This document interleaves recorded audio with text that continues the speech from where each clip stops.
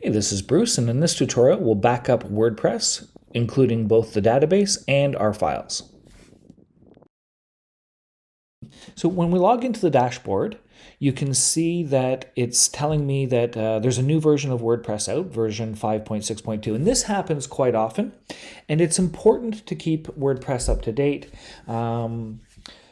For security reasons, amongst other things. Plus, obviously, they're often adding new and interesting features. If we click on Please Update Now, I assume it's going to fail, but we'll see.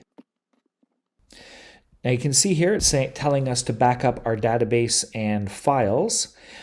So I guess we should do that. So first of all, to back up our database, what we want to do is connect to Adminer.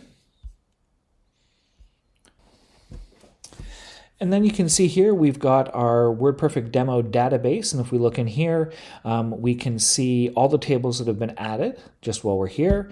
And if we look under posts and do select data, you can actually see here where we've got all the different edits that I've made to the posts and the content I've added, and every time it's been saved and things like that. So this is what we're backing up, as well as the different media that we've put, the user that's in the database, or the users, the comments, everything is added to here.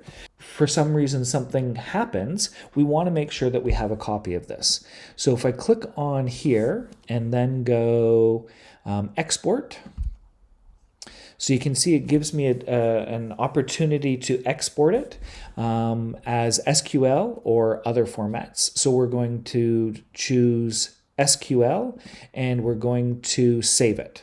So now if I click export, you can see it's giving me the SQL, and I'm going to save it into my folder.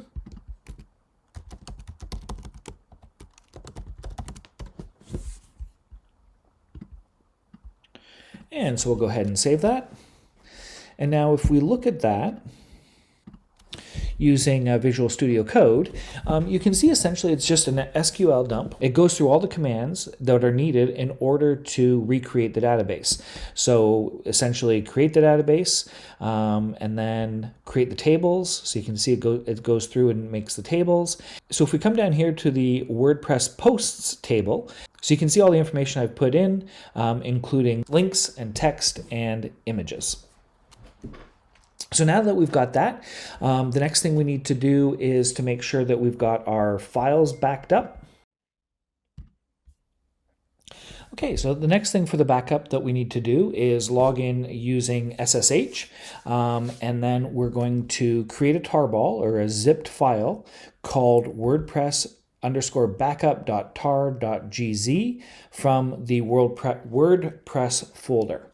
So let's go and we will open up Terminal,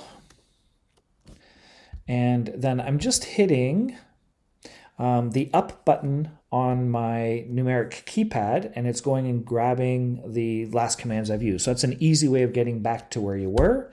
So I hit enter, and then I've entered in my password, although you're not seeing anything on the screen as we learned in the previous tutorial. And I hit enter, and now you can see I'm logged in. I'm going to do ls -L, and I can see I'm in my root folder. And I can see in my root folder, I've got my Web 2 folder and I've got the WordPress folder. So now what I want to do is copy this line of code that will create the backup, and then paste it and hit enter. And you can see it's going through and backing up all the files, and you will see there are a lot of them. So depending how long this takes, I might just come back and and we are done. So now if I do LSL, or to list it out, you can see I've got a 28 megabyte file here called WordPress_backup.tar.gz. And if I go into my Cloud Explorer, or the SFTP Explorer, I can see that there. And if I click on it and do edit in local, it should download it. So you can see here it's downloading to my local. There we go. Oh, no, can't be download. Cannot be opened as text. That's fine. So we can see that it's been downloaded. And if we look here, we can see we've got it. And I'm just going to move it into my backups folder. Doop.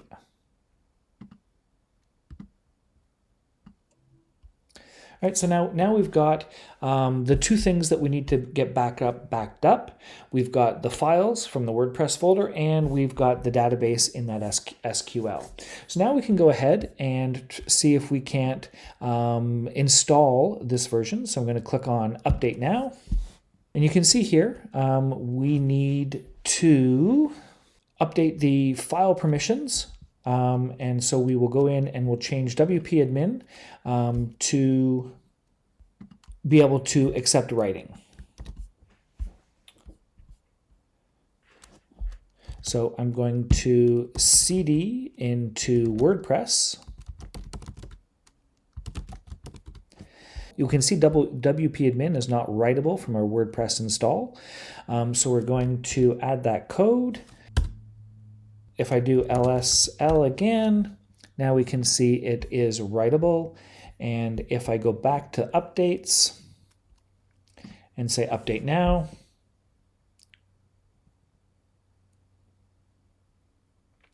and now you can see here, it's giving us some more installation problems. So WP includes. So let's go to here and we'll copy this. And now we'll paste that. And obviously you guys can do both at the same time. And we'll go to updates one more time. Click on update now. And now hopefully it will work. And there you go. So we've now updated to WordPress 5.6.2. And if we go back to our dashboard, right, we should see no more updates. And now what I want to do is I want to come back here and do the same thing, turning it back to a more secure permissions.